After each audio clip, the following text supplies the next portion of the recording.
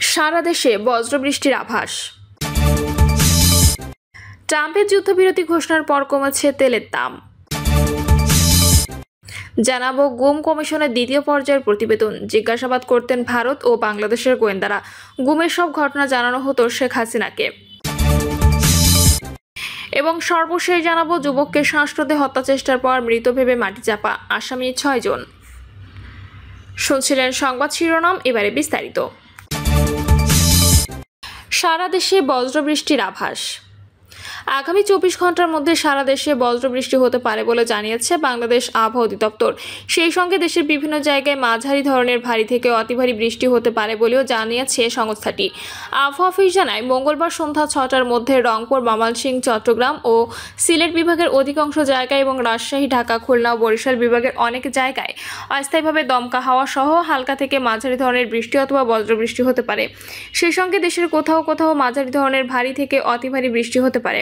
এছাড়া সারা দেশে দিনের তাপমাত্রা সামান্য কমতে পারে এবং রাতের তাপমাত্রা প্রায় অপরিবর্তিত থাকতে পারে। সন্ধ্যা 6টা পর্যন্ত রংপুর, ময়মনসিংহ ও সিলেট বিভাগের অধিকাংশ জায়গায় এবং রাজশাহী, ঢাকা, খুলনা, বরিশাল ও চট্টগ্রাম বিভাগের অনেক জায়গায় অস্থায়ীভাবে দমকা হাওয়া সহ বিদ্যুৎ চমকানো অথবা হালকা থেকে মাঝারি ধরনের বৃষ্টি অথবা বজ্রবৃষ্টি হতে পারে। সেই সঙ্গে সারা দেশের কোথাও কোথাও মাঝারি ধরনের ভারী থেকে অতি ভারী বৃষ্টি হতে পারে। এছাড়া সারা দেশে দিন এবং রাতের তাপমাত্রা সামান্য কমতে পারে। ট্রাম্পের যুদ্ধবিরতি ঘোষণার পর কমেছে তেলের দাম। যুক্তরাষ্ট্রের প্রেসিডেন্ট ডোনাল্ড ট্রাম্পের ইরান-ইসরায়েল যুদ্ধবিরতি ঘোষণার পর বিশ্ববাজারে তেলের দাম ক্রমাগত কমছে। বিশ্বব্যাপী ব্রেন্ট অপরিশোধিত তেলের দাম আরও 4% কমে ব্যারেল প্রতি $68 কাছাকাছি হয়েছে, যা ট্রেডিং সেশনে 7% কমারই ধারাবাহিকতা। তেলের দাম এখন 12 জুন থেকে কম, যেদিন গভীর রাতে দখলদার ইসরায়েল প্রথম ইরানে আক্রমণ শুরু করেছিল। মধ্যপ্রাচ্যের পরিস্থিতির সঙ্গে তাল মিলিয়ে এশিয়ার শেয়ার বাজারগুলো ইতিবাচক সাড়া দিচ্ছে। জাপান, দক্ষিণ কোরিয়া এবং অস্ট্রেলিয়ার প্রধান সূচকগুলো ঊর্ধ্বমুখী। এর আগে ভোরে ইরান ও ইসরায়েল সম্পূর্ণ ও সর্বাত্মক যুদ্ধবিরতিতে সম্মত হয়েছে বলে জানান মার্কিন প্রেসিডেন্ট ডোনাল্ড ট্রাম্প। সামাজিক যোগাযোগ মাধ্যমে দেওয়া এক ঘোষণায় ট্রাম্প বলেন, এই যুদ্ধবিরতি কার্যকর হবে 6 ঘন্টার মধ্যে, যখন ইসরায়েল ও ইরান চলমান অভিযান শেষ করবে। অবশ্যই ইসরায়েল ও ইরান কোনো পক্ষই এখনও পর্যন্ত যুদ্ধবিরতির বিষয়ে আনুষ্ঠানিক কিছু জানায়নি। ইরানের পররাষ্ট্রমন্ত্রী আব্বাস আরাকচি বলেছেন, ইসরায়েলের আগ্রাসন বন্ধ করলে তার দেশও হামলা চালাবে না। গুম কমিশনের দ্বিতীয় পর্যায়ের প্রতিবেদনে জিজ্ঞাসাবাদ করতেন ভারত ও বাংলাদেশের গোয়েন্দারা। গুমের সব ঘটনা জানানো হতো শেখ হাসিনাকে। আওয়ামী লীগ আমলে সংঘটিত বেশিরভাগ গুমের খবর জানতেন সাবেক প্রধানমন্ত্রী শেখ হাসিনা।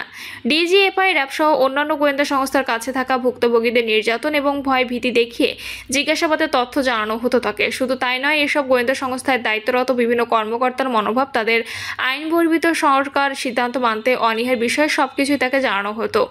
গুম সংক্রান্ত দায়িত্ব পালন করতে গিয়ে বহু সৈনিক ট্রমায় আক্রান্ত হন। দায়িত্ব পোষণকারীদের প্রায় সবাইকে ব্যক্তিগত ও পেশাগতভাবে ক্ষতির মুখে পড়তে হয়েছে। সম্প্রতি অন্তর্বর্তী সরকারের প্রধান উপদেষ্টা অধ্যাপক ডক্টর মোহাম্মদ ইউনূসের কাছে গুম কমিশন দাখিল করা দ্বিতীয় পর্যায়ের প্রতিবেদনে এমন তথ্য উঠে এসেছে।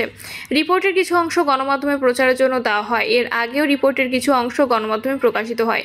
রিপোর্টে বলা হয়, গুমের ঘটনায় ভারতের সঙ্গে গোপনে বন্দি বিনিময় কার্যক্রম ছিল। দুই দেশের গোয়েন্দারা ভুক্তভোগীদের আটকে রেখে জিজ্ঞাসাবাদ ও নির্যাতন করতেন। প্রতিবেদনে বলা হয়, আন্তর্জাতিক অপরাধ ট্রাইব্যুনালের এক সদস্য 5 আগস্টের পর গণভবনে কিছু নথিপত্র পর্যালোচনা করে হাতে লেখা 2টি চিঠি পান। র্যাবের 2 জন কর্মকর্তা অস্বীকৃতি জানিয়ে বাহিনীর পরিচালক বরাবর সেগুলো লিখেছিলেন। ওই চিঠিগুলো শেখ হাসিনার কাছে পাঠিয়ে দেন বাহিনীর ঊর্ধ্বতন কর্মকর্তা। 2015 থেকে 2024 সালে ভারতে পালিয়ে যাওয়ার আগ পর্যন্ত সেসব চিঠি নিজের ফাইলে সংরক্ষণ করে রেখেছিলেন শেখ হাসিনা। চিঠিগুলোর একটিতে লেখা ছিল, আমাকে কোনো অপারেশন পাঠানো হলে সেখানে বিচার বহির্ভূত কোনো হত্যা করা কিংবা দেশের আইন বিরোধী গুলির নির্দেশনা দেওয়া থাকলে আমি সে কাজ করতে পারবো না। প্রতিবেদনে বলা হয়, ডিজিএফআই এর দায়িত্বে যেসব জেনারেল ছিলেন, গুমের আদেশ দেওয়ার সময় তারা কার্যত সেনাবাহিনী ও রাজনৈতিক নেতৃত্ব বিষয় করে শেখ হাসিনা ও জেনারেল তারিক সিদ্দিকীর মধ্যবর্তী সংযোগকারী ভূমিকায় ছিলেন। জেনারেল আকবর কমিশনকে জানান, জয়েন্ট ইন্টেলিজেন্স কমিটি এর ভুক্তভোগী হুম্মাম কাদের চৌধুরীর বিষয়টি তিনি সরাসরি শেখ হাসিনার সঙ্গে আলোচনা করেছেন। ডিজিএফআই এর একজন জুনিয়র কর্মকর্তা কমিশনকে বলেন, তিনি নিজে বাহিনীর পরিচালককে এক বন্দির ভবিষ্যৎ নিয়ে এমনভাবে কথা বলতে শুনেছিলেন যাতে স্পষ্ট ছিল শেখ হাসিনা ওই বন্দি সম্পর্কে অবগত ছিলেন এবং এ বিষয়ে নিজস্ব মত প্রকাশ করেছিলেন, অর্থাৎ বাহিনীর সব কার্যক্রমের বিষয়ে শেখ হাসিনা জানতেন। প্রতিবেদনে বলা হয়, আওয়ামী লীগের সন্ত্রাস বিরোধী বায়ান ভারতের সঙ্গে দ্বিপাক্ষিক নিরাপত্তা সহযোগিতার ক্ষেত্রে প্রতিফলিত হয়েছে। এই সম্পর্ক যৌথ অভিযান, আন্তঃসীমান্ত সমন্বয়ে ও আইন বহির্ভূত কার্যক্রমেও রূপ নেয়। একাধিক ভুক্তভোগী কমিশনকে বলেছে কিভাবে তাদের ভারতের হেফাজত থেকে বাংলাদেশের গোয়েন্দা সংস্থার কাছে কিংবা বাংলাদেশের হেফাজত থেকে ভারতের কাছে হস্তান্তর করা হয়েছে। ভারতীয় কর্তৃপক্ষের হাতে আটক এক ভুক্তভোগী বলেন, তাকে আটকের পর ডিজিএফআই একটি প্রশ্নপত্র পাঠায় ভারতীয় গোয়েন্দা সংস্থার কাছে। ওই ব্যক্তিকে বাংলাদেশে ফিরিয়ে আনা হয় এবং ডিজিএফআই এর হেফাজতে বছরের পর বছর ধরে গুম করে রাখা হয়। এই ভুক্তভোগী বলেন, রাত 1:30টার দিকে প্রথমে আমার চোখ বাঁধলো, হ্যান্ডকাপ তো আছেই, ওদের অস্ত্রসহ রেডি হলো। তারপর গাড়ি থেকে 10 মিনিট পরে নামানোর পরে বুঝলাম যে আমাকে হস্তান্তর করছে আর কে। আমাকে বলছে তুই বস। আমাকে বলছে তুমি বসো, তুই বস। আমাকে বসিয়ে নিচ দিয়ে পার করছে। র্যাবের কাছে গুম হওয়া এক বন্দী বলেন, তাকে বাংলাদেশ থেকে ভারতে স্থানান্তর করা হয়, যেখানে পরে তাকে ভারতীয় মুসলমানদের নিয়ে ভিডিও কন্টেন্ট পোস্ট করার বিষয়ে জিজ্ঞাসাবাদ করা হয়। ওরা ওই জায়গায় 3 মাস রাখলো। প্রতিবেদনে বলা হয়, ট্রাইব্যুনাল প্রাথমিক প্রমাণের ভিত্তিতে গুমের সঙ্গে জড়িত সন্দেহ 11 জনের বিরুদ্ধে গ্রেপ্তারি পরোয়ানা জারি করে। অভিযুক্তদের মধ্যে ডিজিএফআই এর সাবেক মহাপরিচালক ও পরিচালক সহ বিভিন্ন কর্মকর্তাদের মধ্যে lieutenant general Mohammad Akbar Hossain, major general Mohammad Saiful Abedin, lieutenant general Mohammad Saiful Alam, lieutenant general Ahmed Tabrez Shams Chowdhury সহ আরও অনেকে জ্ঞাত ও নির্দেশ দিয়েছেন। মেজর জেনারেল কবির আহমেদ গুম কমিশনকে জানান, ডিজিএফআই এর সিটিআইবির ডিরেক্টরের দায়িত্বে থাকাকালে তিনি ব্রিগেডিয়ার আজমির জেআইসিতে উপস্থিত নিয়ে ডিজিএফআই এর 2 জন মহাপরিচালক তথা লেফটেন্যান্ট জেনারেল সাইফুল হক এবং লেফটেন্যান্ট জেনারেল আহমেদ তাবরেজ শামস চৌধুরীর সঙ্গে আলোচনা করেন। ডিজিএফআই এর জুনিয়র এক কর্মকর্তা কমিশনকে জানান, ডিজিএসআই এর জঙ্গি প্রতিরোধী unit counter terrorism and intelligence ব্যুরোর তৎকালীন পরিচালক ব্রিগেডিয়ার জেনারেল আহমেদ তানভীর মাঝহার সিদ্দিকী তাকে ব্যক্তিগতভাবে জানিয়েছেন ব্রিগেডিয়ার আজমি ও মাইকেল চাকমা জেআইসিতে আটক ছিলেন এবং তিনি নিজে তাদের খাদ্য সরবরাহ তদারক করেন। কমিশন আরও উল্লেখ করেন, গুমের সঙ্গে জড়িতদের বিরুদ্ধে ট্রাইব্যুনাল থেকে গ্রেপ্তারি পরোয়ানা জারির আগ পর্যন্ত অনেকেই ঢাকা ক্যান্টনমেন্টে অবস্থান করেছিলেন। চলতি বছর মে মাসে কমিশন তালিকাভুক্তের জন্য অন্য ব্যক্তিদের যেমন মেজর জেনারেল হামিদকে সমন জারি করে। এ প্রসঙ্গে 21শে মে সেনা সদর দপ্তর লিখিতভাবে কমিশনকে জানায়, একাধিকবার যোগাযোগের চেষ্টা করা হলেও সংশ্লিষ্ট ব্যক্তিদের ফোনে পাওয়া যায়নি এবং তাদের বর্তমান অবস্থান অজানা। প্রতিবেদনে বলা হয়, গোপন বন্দিশালায় বন্দীদের সঙ্গে এমন ব্যক্তিরাও দেখা করতেন যারা হিন্দি সহ অন্যান্য বিদেশি ভাষায় কথা বলতেন। ভারতীয় গোয়েন্দা সংশ্লিষ্ট সংস্থা টাস্ক ফোর্স ফর ইন্টারোগেশন সেলে দীর্ঘ সময় ধরে আটক থাকা একজন বন্দী বলেন, আমি হিন্দি ভাষা বলতে শুনেছি। যখন পরিদর্শনে আসতো তখন আমাদের দেয়ালের দিকে মুখ করে হ্যান্ডকাপ পরিয়ে বসিয়ে রাখতো, সারাদিন নড়াচড়া করতে দিত না। তিনি আরও বলেন, আরেকজন লোক আসছে, পায়ের আওয়াজ শুনতাম। সে জায়গায় ছিল দুর্গন্ধ, প্রস্রাব পায়খানা গন্ধ থাকতো সব জায়গায়।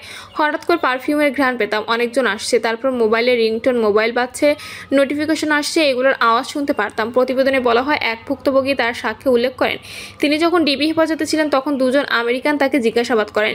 ডিজিএফআই এর হাতে আটক আরেক বন্দী বলেন, ডিজিএফআই এর অফিসার জাস্ট বলল যে ফরেন গেস্ট আছে, ইংলিশে কথা বলো। তখন আমার ধারণা হলো ইন্ডিয়া থেকে আসছে। প্রতিবেদনে বলা হয়, যতদূর জানা যায় এই বিদেশি ব্যক্তিরা সরাসরি নির্যাতনের অংশ নেননি, তবু তাদের উপস্থিতি গোপন আটক ব্যবস্থাকে বৈধতা দিয়েছে। তারা যেন প্রতিরক্ষার ভূমিকায় নয় বরং প্রতীকী এক ভূমিকা পালন করেছিলেন।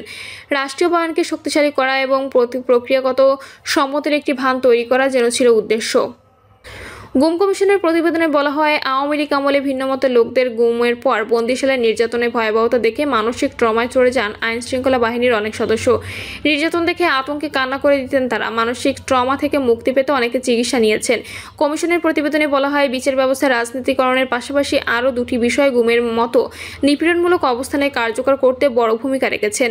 সেগুলো হলো দেশের নিরাপত্তা বাহিনীগুলোর মধ্যে একটি নীরব সহায়তার সংস্কৃতি এবং আন্তর্জাতিক পর্যায়ে সন্ত্রাস বিরোধী লড়াইয়ের নামে গড়ে ওঠা এমন একটি ঐকমত্য বা স্থিতিশীলতা রক্ষার অজুহাতে মানবাধিকার লঙ্ঘনের সুযোগ তৈরি করেছে। এমনকি এ ধরনের কর্মকাণ্ডের পরেও পদোন্নতির সময় সুপারিশ করা হতো, কোনো নেতিবাচক তথ্য নেই উল্লেখ করে। এসব হত্যাকাণ্ড ঘটাতে মোটা অঙ্কের টাকা দেওয়া হতো কর্মকর্তাদের। এসব টাকা কেউ কেউ মসজিদে দান করে পাপ কাজের দায়মুক্তির জন্য আল্লাহর কাছে দোয়া চাইতেন। প্রিয় দর্শক, এই ছিল এখনকার সর্বশেষ সংবাদ। আপডেট সব সংবাদ পেতে চ্যানেলটি সাবস্ক্রাইব করে বেল আইকনটি ক্লিক করে রাখুন।